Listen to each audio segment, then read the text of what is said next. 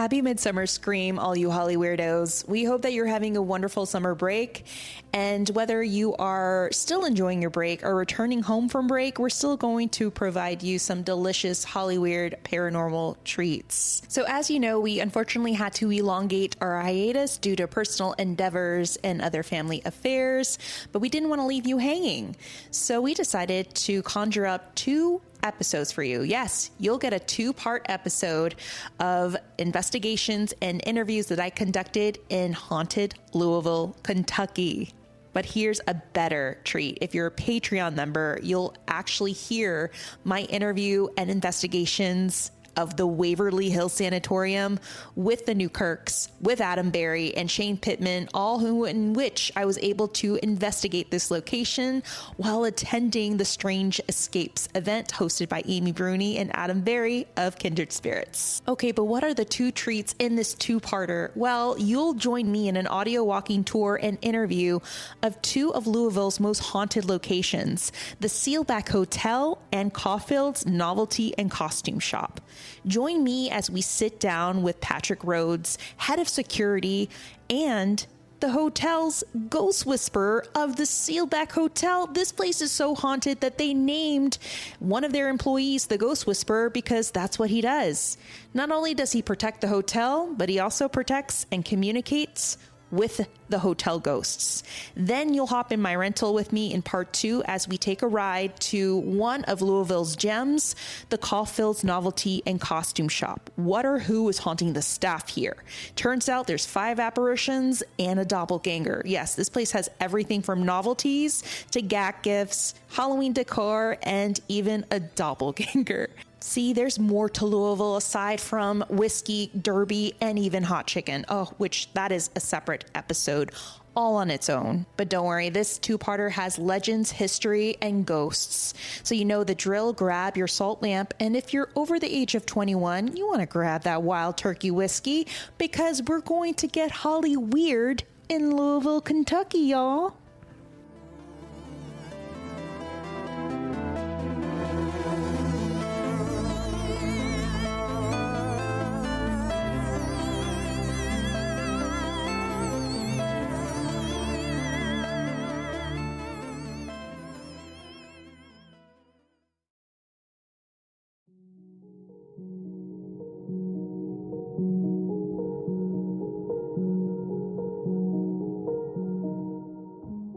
Oh, Louisville, Kentucky, if I could write you a haunted love letter, let this episode be just that.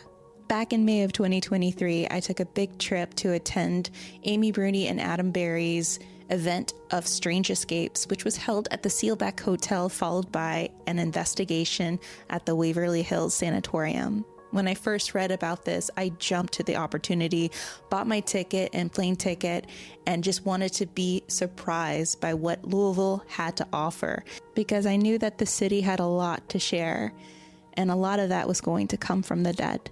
Now, before we go into the ghost stories, we must learn a little bit about Louisville's history because it actually goes all the way back. It goes all the way back to 1778 to 1803 with the foundation and early settlement, brought to you by Colonel George Rogers Clark, who established the first American settlement in the vicinity of modern-day Louisville. Then we hit the early 1800s to the 1900s as the city enters its city development phase. It becomes the city of industry, but not only that, it becomes the city that actually became the military headquarters and a major Union supplier depot for the American Civil War. And it was there within the 1800s where a lot of things were brought into light. The Kentucky Derby and Churchill Downs, the Louisville Slugger, and of course, one of the most expensive and famous songs in the world. It's the Happy Birthday song that was actually written by the Hill Sisters in 1895. But it doesn't end there. There's so much more. We entered in the 1900s as we witnessed the Waverly Hills Sanatorium being opened in 1901. Between the 50s and the 60s, Louisville witnessed the Civil Rights Movement and the Great Riots of 1968, with a great boxing figure to emerge during this time, and that would be Louisville's own Muhammad Ali. And then by the 70s, Louisville becomes the first city to manufacture and produce a round of disco balls. Another interesting fact about the city, it's its old part, Old Louisville. Old Louisville is the third largest national preservation district in the United States, and it's the largest Victorian-era neighborhood in the country. If you ever have a chance to visit, please take an Old Louisville walking tour throughout their Victorian district. It is a time warp. It will definitely take you back. It's nothing but beautiful balconies and terraces of this district's Gothic, Queen Anne Victorian, and Beaux Art mansions that take you back to a bygone era. And each house has a riveting story to tell you, along with many ghost stories and gossip of old money, and even tales of true crime. But let's talk about these stories. A lot of them do derive from Old Louisville and its outside parts. We can't forget about several of Louisville's famous ghost stories, such as the Lady of the Stairs of the First Church of Christ, Avery at the Pink Palace, the ghosts of Waverly Hills Sanatorium, the Lady in White at the Peterson Dumensil House, followed by the Witch's Tree. And this is such an amazing and fascinating story because, yes, Louisville not only has whiskey and ghosts, they also had witches. Apparently more than 100 years ago, there was a coven of witches who used to meet around this beautiful maple tree. And one day, the city officials decided to cut down the tree for a May Day festival. Well, this really displeased the witches, so they decided to curse the city. And exactly 1 year to the date of the city officials cutting down the tree, the city was actually devastated by a horrific storm and flood. And supposedly, during the storm, a bolt of lightning allegedly shot out from the storm onto the spot where the old tree had been. But then something weird happens. This very tall and awkward and crooked tree grew in its place, giving the witches their tree back. They were able to do their own practices and celebrations around this tree. And the tree still stands to this very day, right across from Old Louisville's Central Park. People come from near and far to bring presents to the tree, dolls, money, jewelry, anything, and to paying homage to the witches that once practiced around this tree. But not too far away lies a house, actually a mansion, that is known to be one of the most violent mansions in Louisville, Kentucky, and that is the Richard Robinson Mansion. This mansion was the site of a temporary grave that belonged to a very young Jamie Carroll, who was killed by a couple, Joseph Munt and Jeffrey Bannis, back in 2009. But before then, this house was actually supposedly a scene of an S&M club in the basement. Before then, many satanic rituals and sacrifices were conducted in this house. And even way before then, there was a supposed exorcism that was conducted. But shortly after this home was built, it was turned into a sanatorium that had a doctor who would perform malpractices on his patients with tuberculosis. And let's just say that some of those patients came in and never came out. But we can't forget one of Louisville's famous cryptid, and that is the Pope Lick Monster, or the Goat Man, who is half man and half goat, and allegedly lives underneath a railroad trestle at Pope Lick Park. And what's more fascinating is that these are just some of the tales that Old Louisville and Louisville, Kentucky has. There's so much more. But while I was on my trip there, I was able to sit down with quite a few other individuals who work in several other hotspots in haunted Louisville. We'll sit down with Patrick Rhodes, who is the head of security at the Seelbach Hotel, located in downtown Louisville. Patrick Rhodes has 20 years experience working out of this hotel as head night shift security. But not only that, Patrick also has another label underneath his belt at the Seelbach Hotel. He's officially known as the Ghost Whisperer. Yeah, you got that right. This hotel is so haunted that it has its own head of security known as the hotel's Ghost Whisperer. Not only does Patrick Rhodes has 20 years experience working in this hotel, but he has 20 years experience making communication with the apparitions that haunt this hotel. But before we sit with Patrick and learn about the ghost stories, as he gives us this haunted tour throughout the building and its hotspots, let's learn a little bit about the Seelbach Hotel, which is enriched in history and haunted history. You see, The Seelbach is considered to be one of the most historical and even the most haunted places, not only in Kentucky, but quite possibly in the U.S. And here's why. Back in 1903, you have two brothers, Otto and Louis Seelbach, who decided to come up with a grand idea. Let's create a very lavish, turn-of-the-century Beaux Arts Baroque hotel. And with no sparring expense, these brothers went all out. They imported marbles, bronzes, hardwoods, and even linens and rugs from all over the world. Soon this hotel opens in 1905, and it was known to be the only fireproof hotel in the city, gathering in 25,000 visitors on its first day of opening. The hotel was so lush and so popular that the brothers began a 150-room addition in the fall of that same year. In 1907, the expansion was completed and included the famous Bavarian-style Rathskellar, decorated with rare rookwood pottery. And today, the Rathskellar remains the only surviving ensemble of its kind. It is certainly a time warp into a different era, most likely the 20s, as we head into the 20s and this location. So the grandest of hotels was quite famous, with a lot of famous gangsters, notorious figures that included Lucky Luciano and Dutch Sulch, who was known as the beer baron of the Bronx. But then you had the king of the bootleggers, George Remus, a Cincinnati mobster referred to as, you guessed it, the king of the bootleggers. And that's what he was. He got rich running whiskey northward during Prohibition. As a local gangster, he would spend time at the Seelbach for business and pleasure.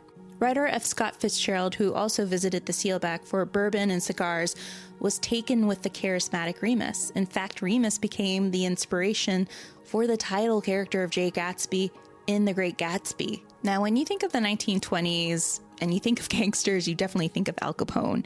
And Al Capone was everywhere, even in California and even in Louisville. He had secret passageways in the Seelbach. Now, he used to frequent the Seelbach a lot for blackjack, poker, and bootlegging. He even had a little small alcove in the Oak Room where he would play cards, and you can actually dine in this alcove to this very day. The famous gangster even sent a large mirror from Chicago, which is still in the room today, so he could watch his back. The room even had 2 hidden door panels that led to secret passageways. And it is even rumored that the alcove and those passageways may be haunted, but we'll definitely touch that with Patrick Rhodes. Now let's touch on F. Scott Fitzgerald and The Great Gatsby, because this is also a really great slice of history. So while training for the Army at a nearby Camp Taylor, F. Scott Fitzgerald used to take his weekend passes and travel to the Seelbach Hotel to sip on bourbon and smoke on some cigars. His reputation of smoking and drinking and getting a little out of hand actually caused him to be banned at one point from the Seelbach. But during his visits, Fitzgerald encountered gangster George Remus, who became the model for Jay Gatsby in The Great Gatsby. His experiences in the Seelbach's elegant rooms inspired him to use the hotel as a model during the writing of The Great Gatsby. Fitzgerald chose the Grand Ballroom at the Seelbach as the backdrop for Tom and Daisy Buchanan's wedding reception in his masterpiece. Even though the Seelbach had seen a lot of light and successes and grand parties, it would also see a lot of death and darkness. Starting in July of 1936, you have what the newspapers called the death of Patricia Wilson, who we'll learn is actually not her real name. But according to these publications, back in July of 1936, Patricia jumped to her death down the hotel's number 3 elevator shaft wearing a long blue chiffon dress after her ex-husband was killed in a car accident on his way to meet her at the hotel. There are some people that believe that foul play was involved with her death, or that she had fallen to her death, or it could have been an accident. But ever since her death, the Lady in Blue's apparition has been seen, and the first account came out of 1986, when a chef from the Oakwood Room had noticed a woman in a blue dress and long dark hair walk through the doors of an elevator. Not into the elevator, but right through the doors. Just shortly after his sighting, a maid had claimed that she had seen a woman come out of the elevators wearing that same dress, fitting the same description, except that she could see through this woman. In 1992, Patricia Wilson's newspaper article on her death was connected to the Lady in Blue, since this was a reported and recorded death on the property back in the 30s. The apparition of the Lady in Blue grew so popular that it attracted many enthusiasts, ghost hunters, researchers, and even psychics to the location. With claims of making communication with the Lady in Blue, no one still got the name right, except for Patrick Rhodes, who will sit down with us and tell us her story and his communication and relationship with the Lady in Blue. So let's sit down as we speak to Patrick Rhodes and learn more about the history and his background, along with his ghost stories connected to the Seelbach Hotel.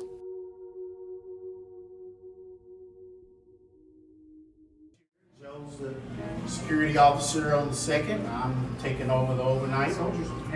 My story here, born and raised here on this street. In my second career, I've been here at the Seelbach for 16 years. My previous career is I'm a military man after leaving high school. So my life is security. I'm a protector and anointed in that. And I was part of the best security team in the world, United States Marines. So I'm a 20-year retired Marine. Combat, American worldwide warrior.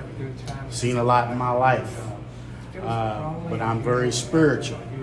Okay, so the way the tours run, I have to lay down a couple ground rules first. Now, you're welcome to take all the pictures you like, ask all the questions. Now, when I take people into the rooms, there's 4 different stops on the tour. When I take everyone in the room, I'm gonna cut up the lights, show everybody, show the architecture and the development and history. Then I will cut down the lights. So I know there's people here interested in ghosts. So I'm gonna share stories along the tour. As you see, I'm the backup tour to Mr. Johnson. You see this gentleman on the screen here right now? That is Louis Seelbach, oldest brother that built the hotel. His presence is still here as well. I have Mr. Johnson's history book. I'll show everybody some cool pictures. That's the Seelbach suite. So Louis Seelbach, when he opened up the hotel, he and his wife lived in that room. He designed that room for them. He lived in there for 20 years. He passed away on March the 25th of 1925, and he was documented as dying in his apartment on the 9th floor. So the 2 most popular ghosts, of course, of this hotel, the Lady in Blue. We will be talking about her story. Now, Mr. Johnson is not a believer. I am. Larry's story, he started in 1982 as the captain of the bellman and concierge. In 1987, a assistant bellman of his produced a newspaper article to Larry stating that a woman was found in an elevator shaft in 1936. Larry's article, through the history and is documented in the book, is not true. So I'm going to explain to everybody what the true story is to her. She was a clue on the Jeopardy game show in the year 2003 on Halloween night. How many ghosts have you ever heard make the Jeopardy game show? So of course, Waverly Hills, most haunted place in Kentucky, we're number 2. We just run another survey from U.S. News World and Report, one of the top 27 most haunted hotels in America.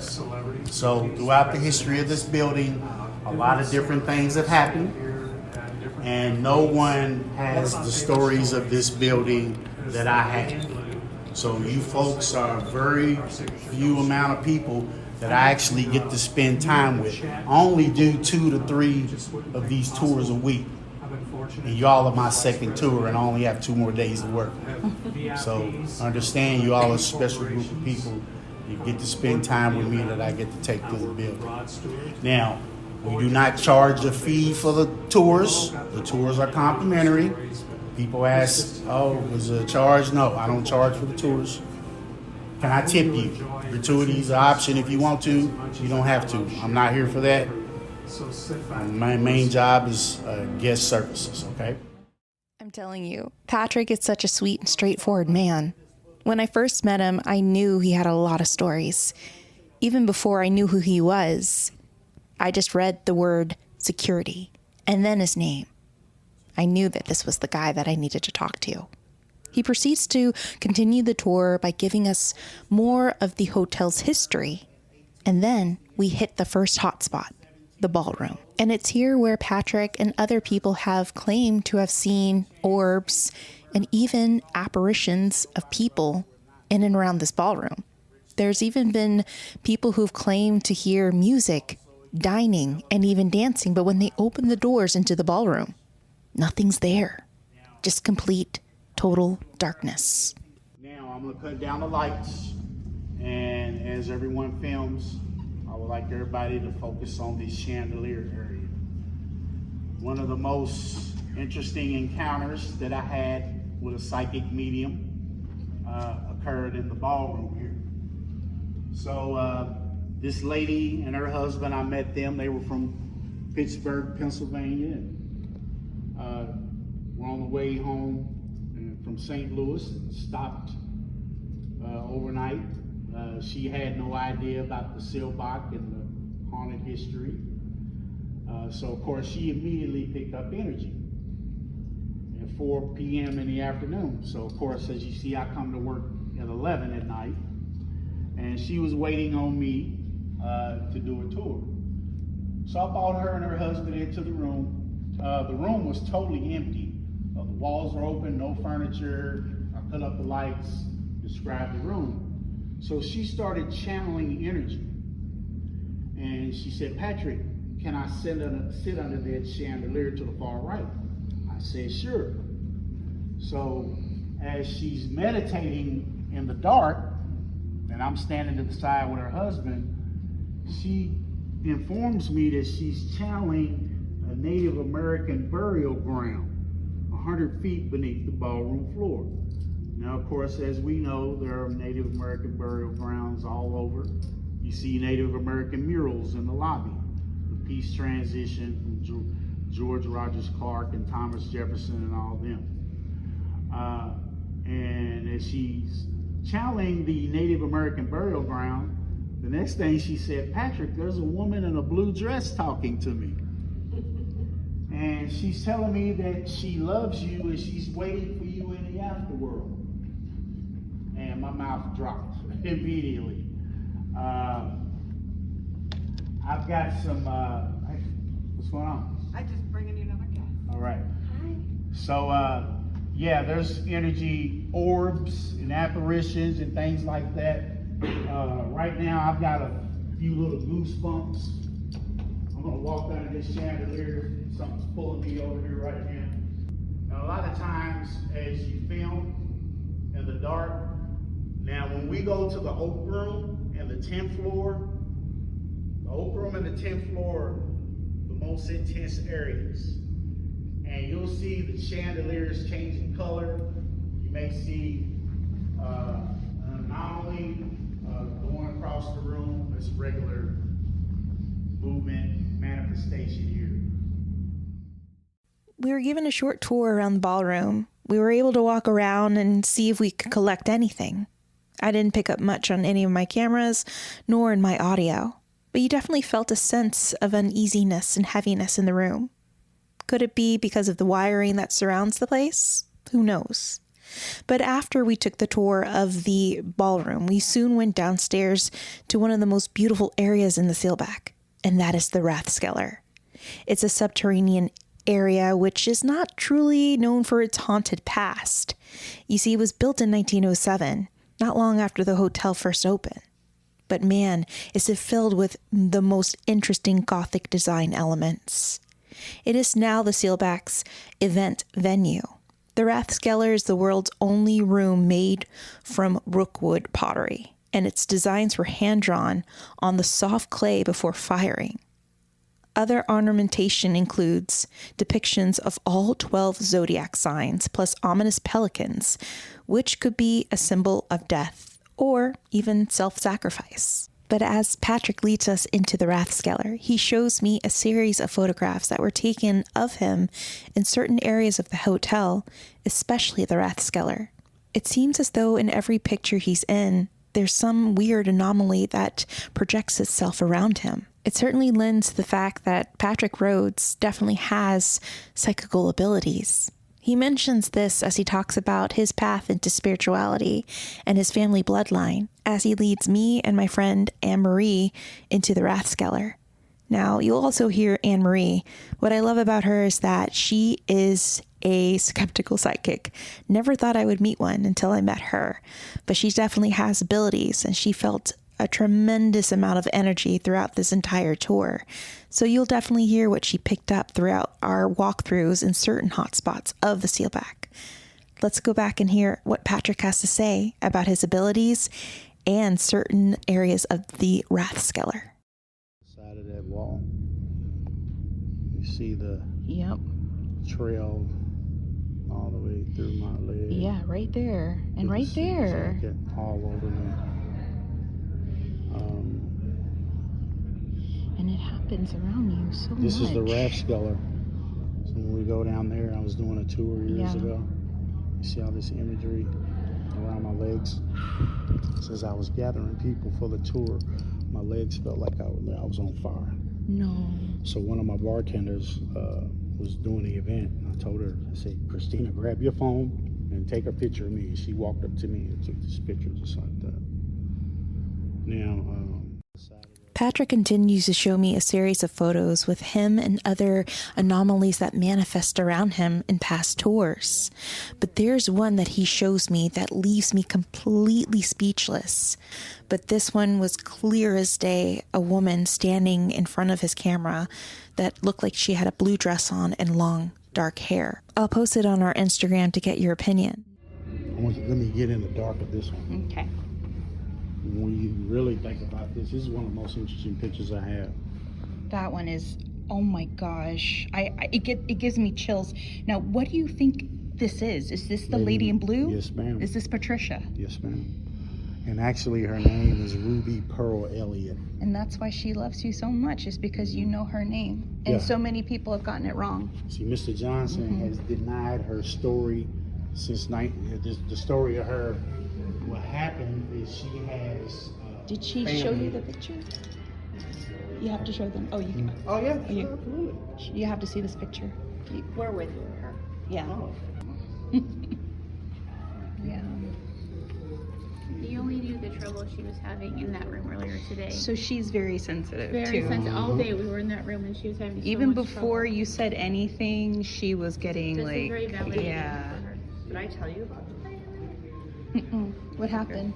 So I was in there today, and I was on one side of the room, and I was like trembling. And I don't ever have trouble containing the energy. And then we moved to the other side of the room where I was actually sitting underneath that chandelier, and I was shaking. Like there was so much energy flowing through me that I was literally shaking. And my friend Amy saw it. My friend Courtney witnessed it too, that I was just pulsating and trembling, and I was warm. I was so warm that I was everyone else was freezing, and I'm taking off my sweater. And So the story that I explained to you with my Yes. medium, Yes. that adds up. yes, All well, right. there's a lot of energy in A there. lot of energy. A lot What's of really energy in interesting is that none of you guys conversed about your Right, experiences. that's right. there. No. And now they paralleled. That's right. what I'm looking for. Yes, Yeah. ma'am. That's the All shared. comes Yeah, together. it does.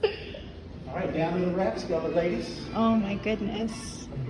You don't ever get scared? Nope. Oh, well, I have been shaken to my core.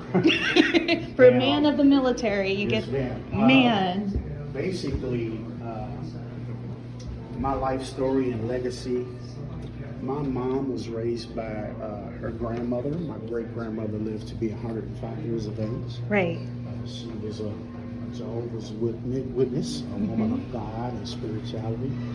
And she used to pray over me as a youngster and telling me that I'm strong and I'm a leader and I'm a protector. And she pretty much Well, you kind of put grew up me to in be my, like that, put me yeah. right in my And your professional life. Yeah, I was gonna say she kind of helped you manifest that in a way. Absolutely. So I am definitely blessed with spirituality through her. Mm-hmm. Now, I have a daughter, and when she was 8 years old, yes ma'am, she awoke me up out of my sleep when I was in the military, and telling me that she saw a woman watching her while she was sleeping. I described the woman, an elderly woman, looked like an angel. Wow. And 4 months prior to this incident, I had lost my great-grandmother. I have 2 granddaughters also who are touched in spirituality. So I believe in a legacy of grandparents, parents overwatching children in the spirit world. And there's a boy spirit that I'm gonna pull out a photo we may catch in the oak room when we go up there. Okay. All right, so yeah, that's kind of my legacy, and I've been blessed and had some divine intervention situations through my life, and absolutely. So the routine that I have when I walk the hotel is I center myself in my prayers. The Lord's Prayer, of course, sign of the cross, and the most documented and said Bible verse in my family legacy is Psalm 23. Every funeral, every eulogy, as I walk through the valley of the shadow of death, so I pray that regularly. And respectful with what's here, securing the building, And they're respectful to you back. Absolutely, yes, ma'am. Now, I have been growled and hissed at by a couple spirits as well. I like how you call them spirits and not demons. Yes, ma'am. There's spirits and energy is Is it, yeah? what I usually like to describe them. But they could get pissed. They could get pissy. It doesn't mean they're evil. They're just like, you're in my space. Can you please leave? That's right. All right. Very cool room right here. Yeah, y'all were here the first night. That's Yeah. when we met down here. Y'all was looking so fly in the 1920s. I love it. Now, I'm going to cut down the lights a little bit more. And for everybody to film. Also, as everyone sees this staircase, I'm going to open up the manager's doors. You can film that office. As we know, this area is called portals, where spirits travel frequently. So the staircase that leads up to the manager's office also used to go up to the oak room. So Al Capone has a secret poker room inside of the oak room where he would be taken through these doors, walk from 2 floors up, down into the Rathskellar, and he would do the back door, through the back castle doors, and into the sub-basement. So gangsters, bourbon and moonshine. For 13 years, Prohibition was in America from 1920 to 1933. So that's how the hotel ran. All right, we'll put down the lights a little bit more. Everybody can film, ask me any questions if you like. So we did a little investigation in the Rathskellar. It was actually kind of quiet. I had my K2 tripwire and also my spirit box, but we didn't get too much. We soon made our way to the office right above the Rathskellar. We decided to continue with our sessions there, and we came up with absolutely nothing. It was kind of quiet, but I always got the sense that there was somebody or something watching us. Anne-Marie confirmed my feeling and said that it was mainly coming from the area where Capone's passageways were. It was a very dominant energy, kind of like a bodyguard, someone who's always on the lookout. We expressed this to Patrick, and he said, yes, people have seen what they claim to be is someone from that time period of the 20s and 30s. It looks like he's a lookout man, dressed in a suit, but he doesn't say much, doesn't do much. He just stands either outside or inside the study, keeping an eye on things. Finally, we're taken to Al Capone's oak room. Yes, this is the alcove where many people have claimed to see quite a few apparitions. And Patrick continues to show me more pictures of what people have collected on tour. There's even one of an image of what appears to be a child roaming around the room. Now, this is where the tour actually gets a little more interesting. There's another death on the property? Apparently so. I can't find any evidence or any articles in regards to a little boy passing on the property of the Seelbach Hotel. But according to Patrick, where you'll listen to him later talk about this, there is a death of a child that occurred on the second floor of the Seelbach Hotel. And since his passing, people have actually started to see his apparition, mainly in and around the Oak Room, running in and around the kitchen, the alcove, and the second floor. Patrick has seen him and heard him and has felt him pull on his jacket and the sleeves of his coat. Not only that, it turns out that Patrick may have also captured an image of this little boy. But after he tells us this story, he closes the tour with the most famous legend of them all in the Seelbach, and that is the Lady in Blue. Now, there's several versions of her tragic tale, which Patrick will definitely cover. So let's listen to what he has to say about these other two apparitions that are seen in and around the Oak Room. So I was doing a tour with a paranormal couple about 5 years ago. Yeah. Of course, you see the columns there. Yeah. There he is. He looks he kind of looks like a gnome. It does, right? Yeah. Mm-hmm. Looks like a doll. Yeah, you got to see it. Look at him right there. It looks like a little doll. Yeah, he runs to the Oak Room. Oh my gosh. To the kitchen. I believe that he died on the second floor because as you exit the Oak Room, on those other set of elevators, there's a staircase up there. So he runs from there down across the mezzanine. Does he have a name, or has he ever spoken to you too? I have not. He has not spoken to me. He has touched me. Wow. Mr. Westrick, the Oak Room captain, warned me of my first travels as security. He said, you're going to encounter this little boy, and I guarantee you he'll probably touch you and grab on your suit jacket. Aww. So probably 3 weeks later, I'm walking the Oak Room, 3:30 in the morning, checking everything, and from behind me, my suit jacket's getting pulled, and I turn around, there's nothing there. So he's pretty precocious. Absolutely. In a way. Yes. We leave out candies and things. Nice. Are you confident to say that a lot of the entities here are not negative, or? Yes. Okay. I would say the majority are positive spirits. And you don't ever feel like you're in danger, is that correct? I have felt it. You felt it? On the 10th floor and in the Rathskellar in particular. So the 10th floor and the Rathskellar is where you felt... Most intense energies that I've felt in the Seelbach are pretty much, and here as well. The Oak Room, the 10th floor, and the Rathskellar. Absolutely. Now on the 10th floor, what's there again? We have a ballroom upstairs. Now, originally, when the hotel was opened in 1905, the 10th floor was an open-air rooftop patio garden for the first 7 years. And then as they developed the hotel, they needed the ballroom, so covered up the roof.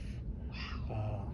I experienced many anomalies up there with my naked eye and apparitions. And upon my investigation and speaking with our historian, Mr. Johnson, he produced a newspaper article from 1912 that stated 3 construction workers died on the roof of the Seelbach for construction. Oh my God. Apparently fell off of a scaffolding 60 feet in the air. Wow. So I feel pretty sure that those are the energies up there. Yeah. Now also, I'm going to show you Louis Seelbach's story too, and his documentation passing away in the hotel. Okay. Have you filmed the bar yet? No, not yet. Yeah, film that glass. This is the area. This in the back corner in the bar I just got a wave of bumps too. Mm-hmm. In 1907, it was called a gentleman's parlor. Men and women had separate parlors in the early days. Ladies had the second floor. Of course, this is for the guys. So the original function was billiards and poker. You'll see the pool sticks over there. We used to have tables there. We still utilize that cocktail bar. Now you have 4 main employees of the Oak Room. As we entered the foyer, there's a bar out there, so we had a lead bartender. By the entry doors here is the manager's reception office. The chef, still to this day, behind the Oak Room walls there are kitchens and stoves, refrigeration, dishwashing, walk-ins, everything. And then they had a lead captain of service. So this is the Al Capone room behind us. Right there, the brothers named the room in his honor. Inside of the room is a 2-way mirror that was installed. There's a door to the left of the mirror where you would enter behind the 2-way mirror. And the door to the right of the mirror, you'll see caddy corner next to his poster board. That was the door that was taken to go underneath the Rathskellar. So they had a signaling system back during Prohibition. Those 2 pocket doors right there, they used to open and close by a spring-loaded button from outside of the room. Now the stories were where he used to like to face the mirror so he could see everyone's hand. And the lookouts would signal the Oak Room and say, the cops are on the way. They'd press that button, these 2 doors close together. He would get up and take that door. He'd be taken under the Rathskellar and of course into the tunnels. Now he was followed by the FBI for 3 years in the heat of Prohibition. He made $63 million in 1920. To translate that money into today's money. So the Seelbach brothers, all the gangsters and bootleggers are making millions of dollars on Kentucky bourbon and moonshine. You see the rooms all original plaster in the ceiling, the vents. We pulled up the carpet, the original oak is still under the floors here as well. Now these are the only 2 doors that I have never been behind.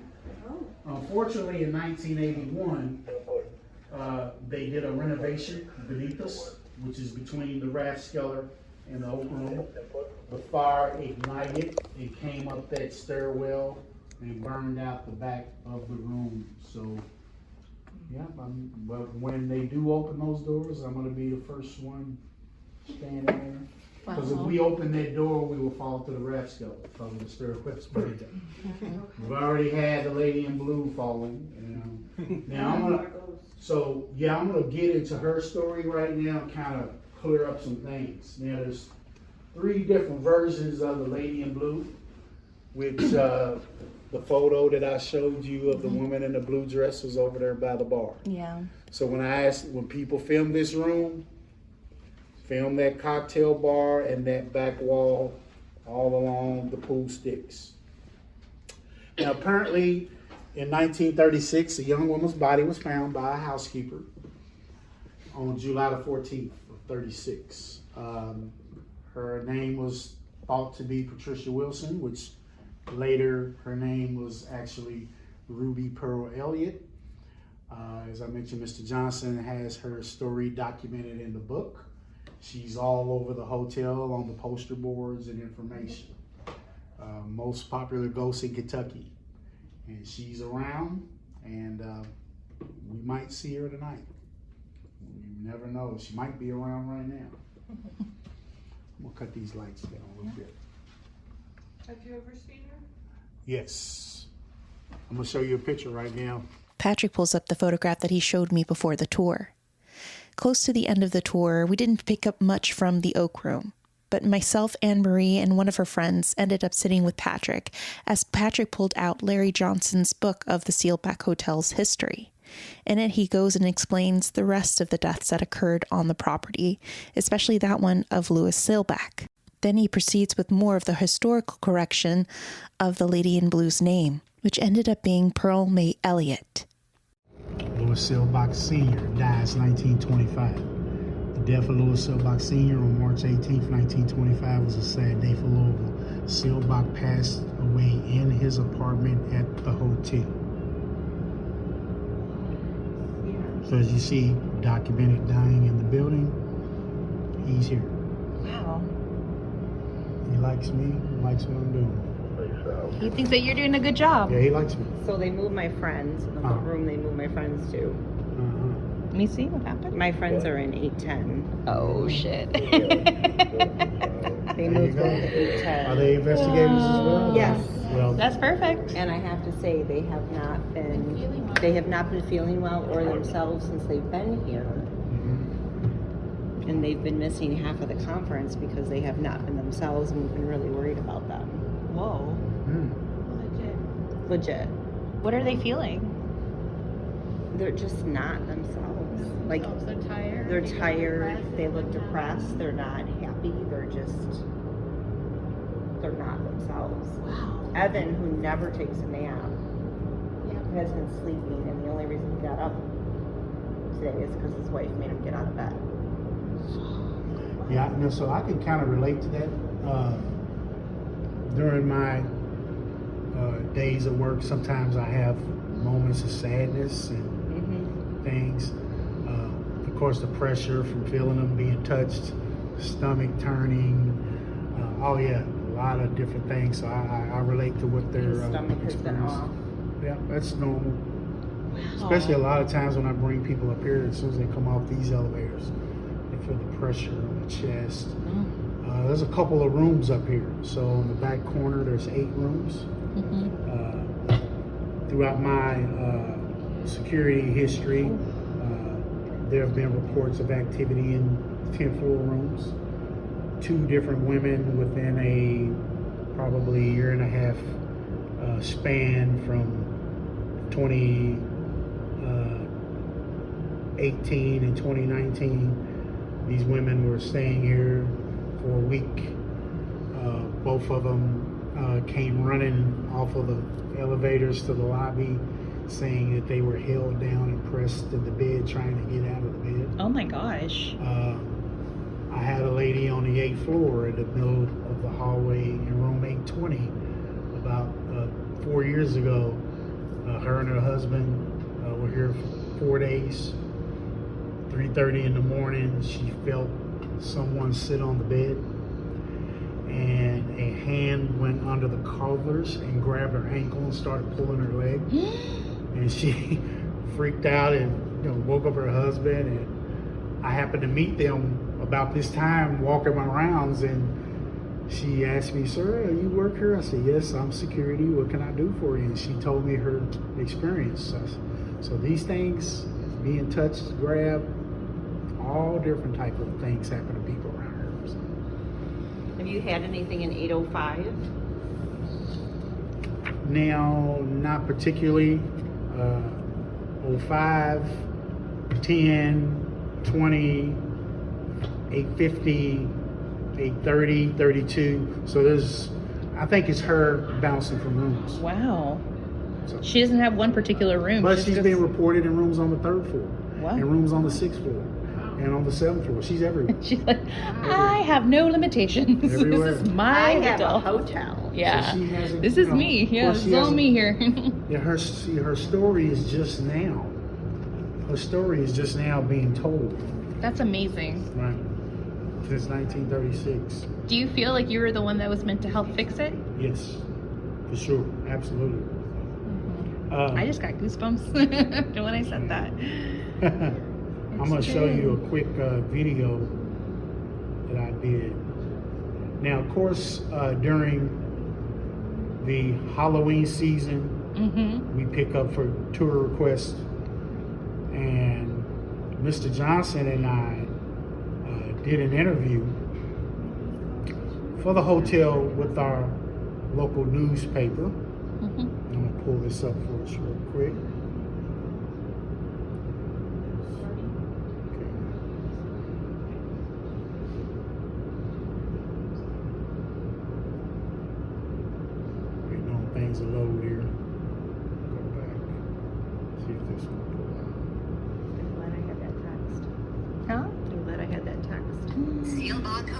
Everybody check this Louisville, out. Kentucky, has welcomed famous and infamous guests since 1905. This elegant building inspired author F. Scott Fitzgerald during his writing of The Great Gatsby. The notorious gangster Al Capone and his mobsters spent many nights here.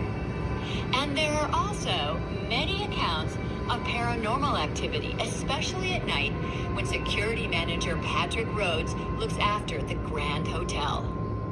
There's been documented people that have actually died in the hotel besides the lady in blue. There's an elderly man that's been reported through the history that wanders the ninth floor. So I'm a firm believer that his spirit remains here at the hotel as well. Nicest room in the hotel. During his 15 years at the Seelbach, Rhodes has reported orbs of light, doors opening and closing, flickering lights, and sudden cold energy, and sightings of the lady in blue who fell to her death in an elevator shaft. People regularly visit the Seelbach Hotel specifically to experience its supernatural energy. Mediums, ghost hunters, and witches have all visited and asked Rhodes to take them on a late-night ghost tour. Kirby Adams, Louisville Courier-Journal. That's amazing. So I am the only person in the history of this hotel that's went on record in an interview and said she's here, and Louis Seelbach's spirit You can confirm that, yeah. Absolutely. Now, she fell to her death. I keep on hearing that she fell to her death. Was it an accident, or was there any? That is the remaining big piece mystery. Wow. 3 different versions. One went, she may have thrown herself down the shaft because her ex-husband was killed in a car accident on the way. They were going to reconcile. That was a long-standing story since '36. 7 years ago, a lady that does these true crime author stories came up with a description of her being thrown down the elevator shaft by a jealous ex-boyfriend who was a serial killer in 1936 named Harry Denhart. And then, as I mentioned, with her family coming to Louisville, they replaced her headstone. So she has one remaining descendant that's representing her estate, and her niece lives in Kansas. So she's buried at a cemetery called Evergreen Cemetery a few miles away from the hotel. So the family came 6 years ago to replace her headstone. Wow. They never been to the Seelbach. They checked in. They bought Larry's book. And of course, as you see, here's her story, saying in the book that her name was Patricia Wilson from Oklahoma. Oh, but she was Ruby Pearl. And that was not her name. Her name was actually Pearl May Elliott. Oh, Pearl May. Pearl May. Elliott. Where was Ruby Pearl from? I thought it was. That is another family member of hers.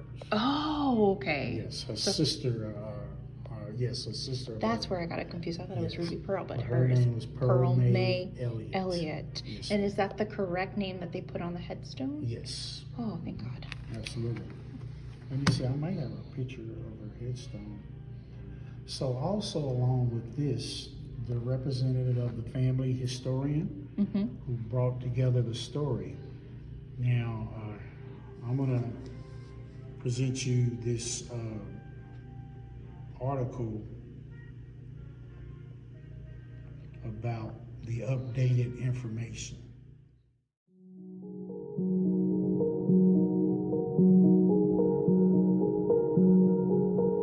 My biggest question is, how did the publication come up with Patricia Wilson? Was it just mistaken identity? Was it that bad of an accident? But then Patrick pulls out his phone and shows me a link to findagrave.com. In it, there's a page that actually goes into great detail. And here's her story. Known to most Louisvillians as the Lady in Blue of the Seelbach Hotel, Pearl May Elliott was born in Davenport, Oklahoma in 1910 to Annie and Albert Elliott. Pearl was the second of the Elliott's 4 children. older brother, Frankie Lee Elliott, was born in 1906. Younger brother, John Elliott, was born in 1913. And younger sister, Ruby Faye Elliott, was born in 1915. All the children were orphaned by 1919 and were placed in foster care. Pearl may have married a man named Charles B. Wilson, or L.B. Wilson, prior to moving to Louisville, Kentucky in 1934. She changed her name from Pearl to Patricia. In 1936, Pearl died in a tragic accident by falling down an elevator shaft at the Seelbach Hotel. She was known to friends and neighbors as Patricia Wilson at the time of her death. And in 2018, Pearl's surviving family members discovered that Pearl was buried at Evergreen Cemetery in Louisville and came to Louisville to mark her grave with a headstone. Pearl May Elliott, aka Patricia Wilson, 1910 to 1936. Towards the end of our tour, we said thank you to Patrick. Anna Marie and her friend ended up exiting to their room as I walked down to the lobby with Patrick so he can escort me out of the Seelbach. Like a true Southern gentleman, we had taken a couple of pictures by the staircase, exchanged a few more stories, and then by the end, we gave each other one great big abrazo, a big hug. He's such a teddy bear.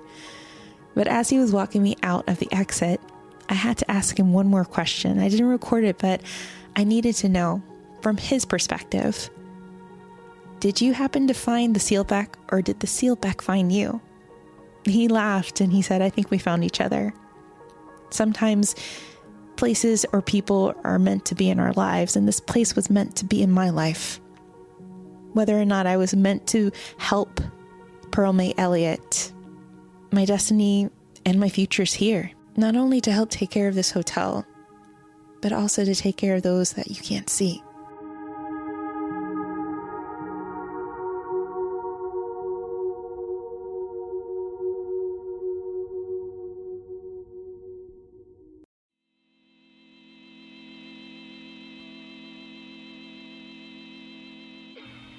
That fulfills part one of Haunted Louisville, the haunted Seelbach Hotel, with the hotel's head of security and ghost whisperer, Patrick Rhodes. If you're ever in and around Louisville, you must stay or even visit, have a cocktail or maybe a shot of whiskey at the Seelbach Hotel. Definitely meet up with Patrick Rhodes and take one of his late night haunted walking tours within the hotel's walls. And you must definitely go and catch the sights of the Rathskellar. It is a must-see and a time warp. All right, a huge thank you to Patrick Rhodes, head of security of the Seelbach and the Seelbach's Ghost Whisperer. Thank you so much, Patrick, for taking the time to sit and speak with me, for conducting these walking tours and sharing your stories along with the beautiful history and haunted history of the Seelbach. Thank you for taking care of the hotel and its ghosts. If you want more Haunted Louisville stories and you want to continue with part 2 as we head to Caulfield's Novelty and Costume Shop, guys, this is where it gets better.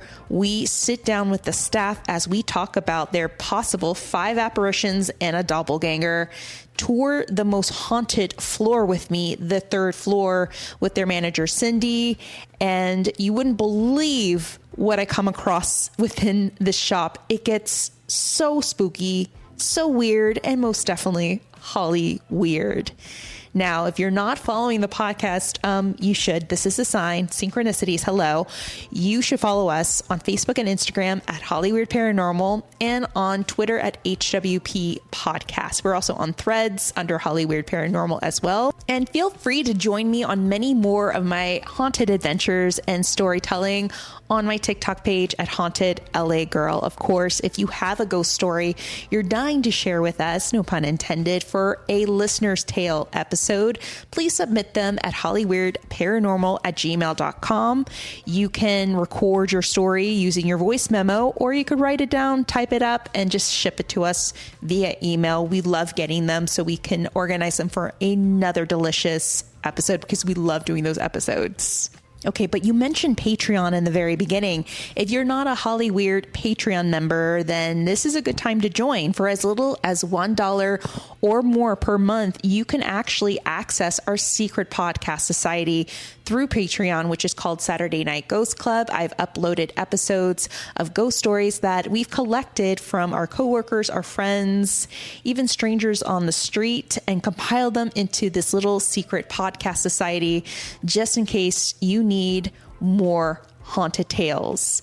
And on top of that, please submit your address after signing up for our Patreon so we can send you Hollyweird paranormal treats. We got pins, magnets, and even coasters along with other goodies to send your way. Plus, we'll be uploading more videos that I had taken in Louisville and a lot of these locations, along with my investigation at the Waverly Hills Sanatorium. That is the treat for all of our Hollyweird Patreon members. It's as little as $1 or more per month to support Hollyweird Paranormal Podcast. The money goes to our hosting site. It goes to feed our coffee addictions, to fulfill a lot of these episodes, the gas to go to these locations. It really goes a long way. And we really thank each and every one of you guys who are supporting or have supported the podcast.